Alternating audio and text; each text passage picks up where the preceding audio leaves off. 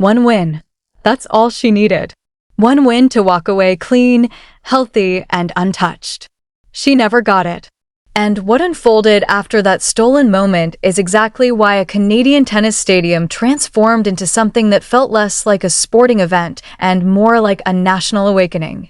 10,000 people packed into that arena, and they were seconds away from watching a 21-year-old make the kind of choice most professionals spend entire careers running from, the choice to keep going when every nerve, every muscle, every signal firing through her body was begging her to stop. But we're not starting with the ankle. Not yet. We're not starting with a medical timeout or that eerie silence that swallowed 10,000 voices all at once. We're going back further, back to the moment before anyone was truly watching. Because the stories that shake you the hardest never announce themselves at the beginning. Start with Washington, not Toronto. Washington, where a young woman named Alex stepped into a tournament carrying zero pressure and walked back out carrying something she had never held before in her professional life, a WTA 500 title. And this wasn't just another line on a resume. This was a shift, a fundamental, undeniable change in how the entire sport was about to see her. 1 week, she was a promising name on the draw sheet.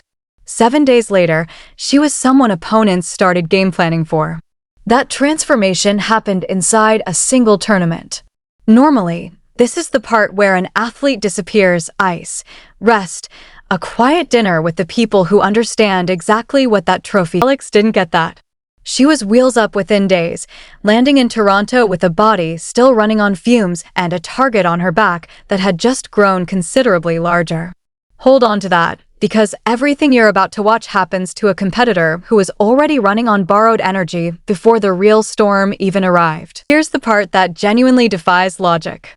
Before Alex struck a single ball in Toronto, before anyone had a shred of evidence about how her body would survive back-to-back tournaments, her first match was already sold out.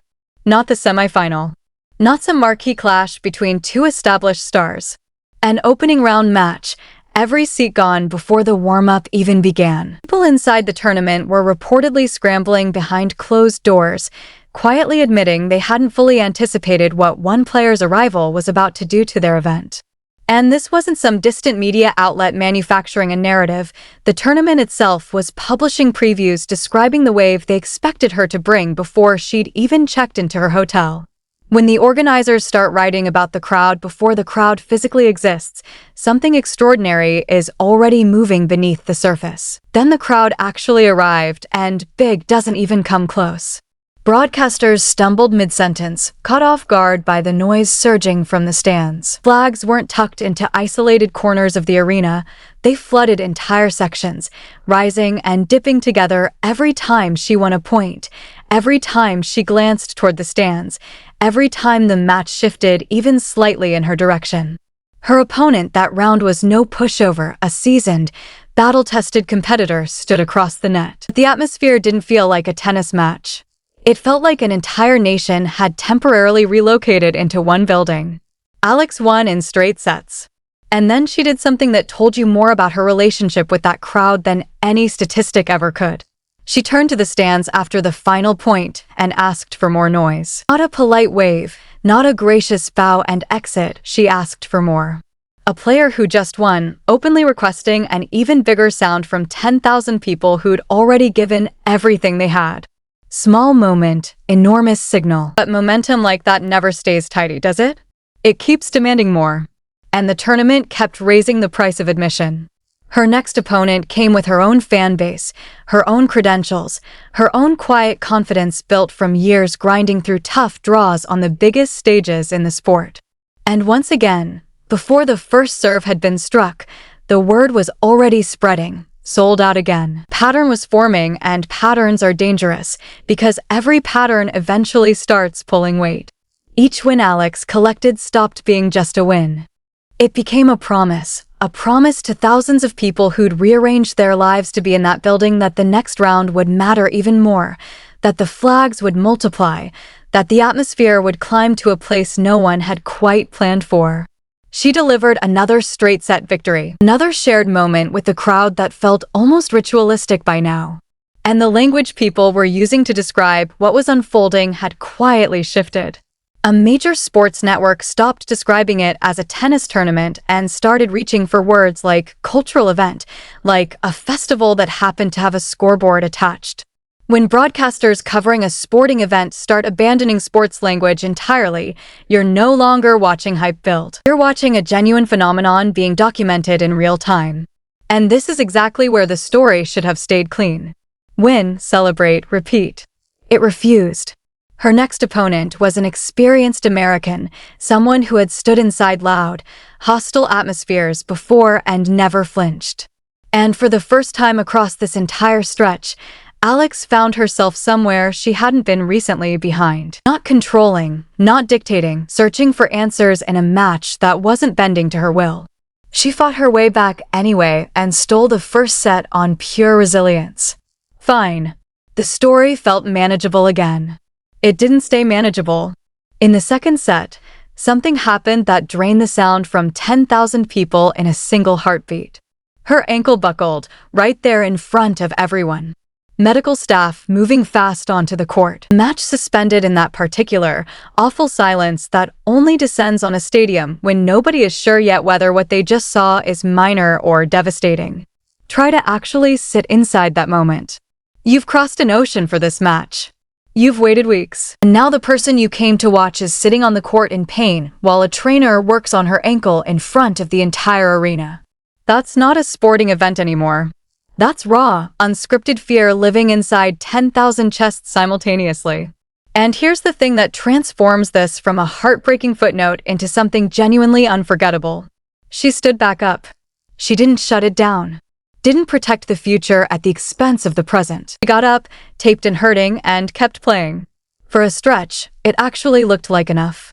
She clawed her way to a point where one single game separated her from closing the whole thing out clean.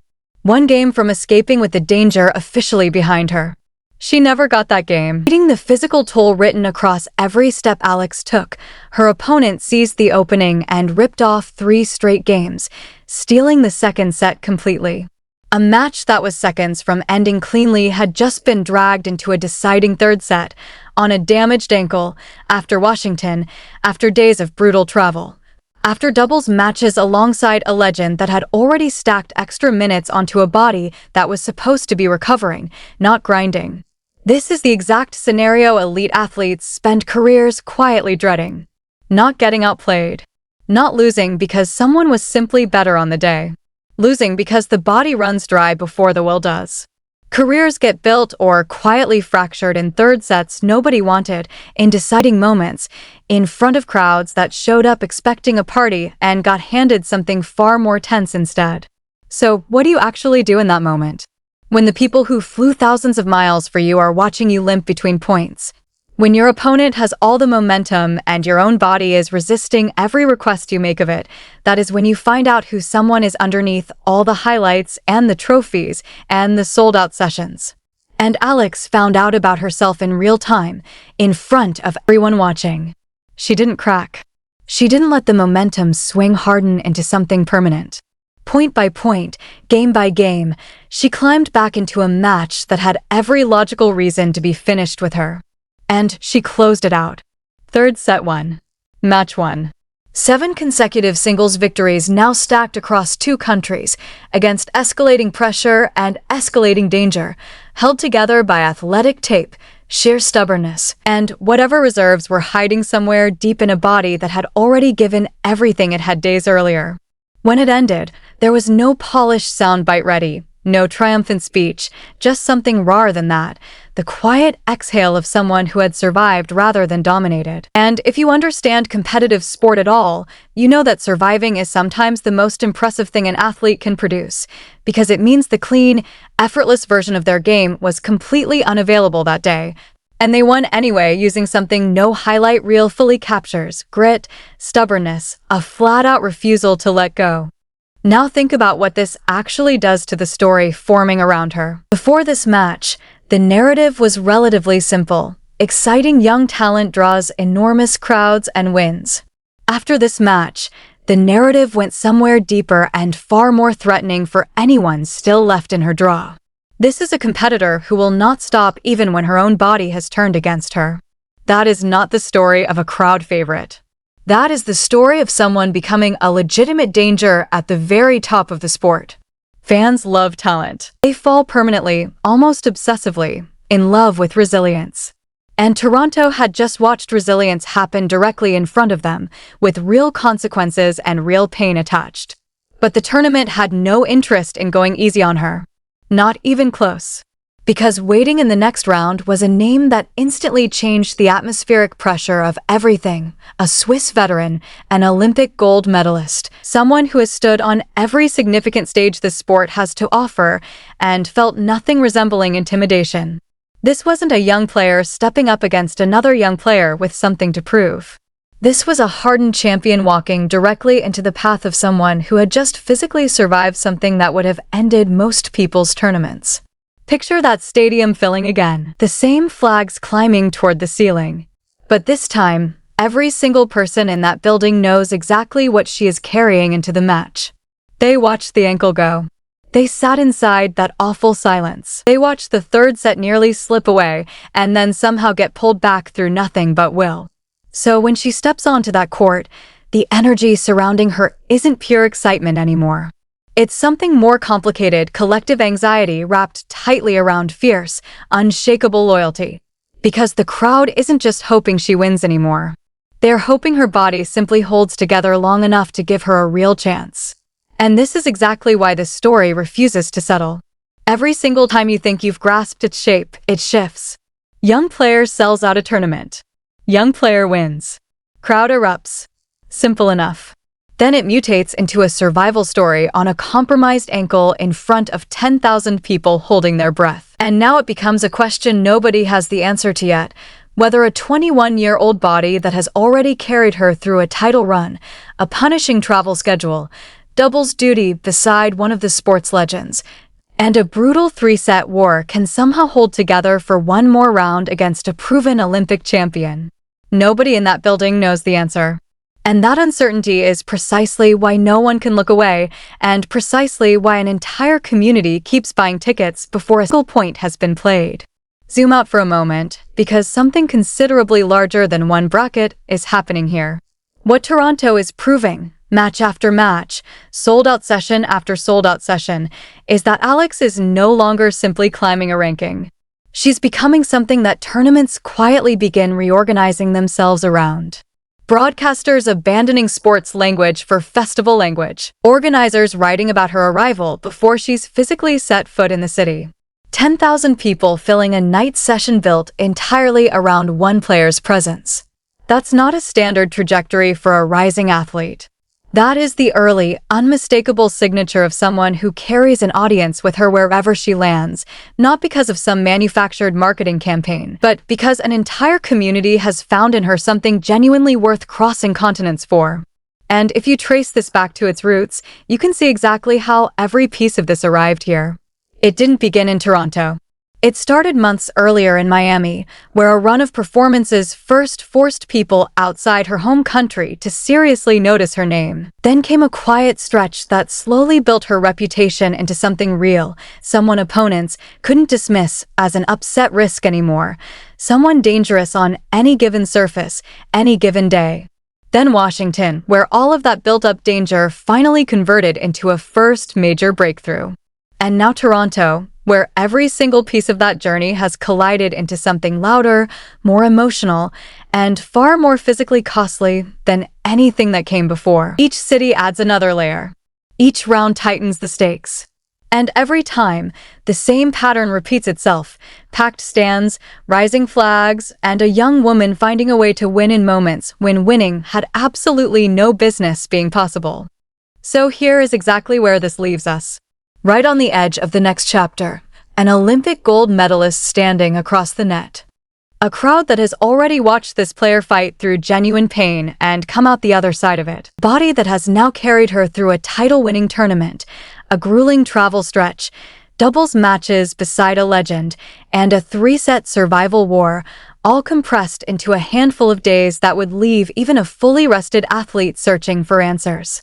Nobody knows yet if the ankle holds.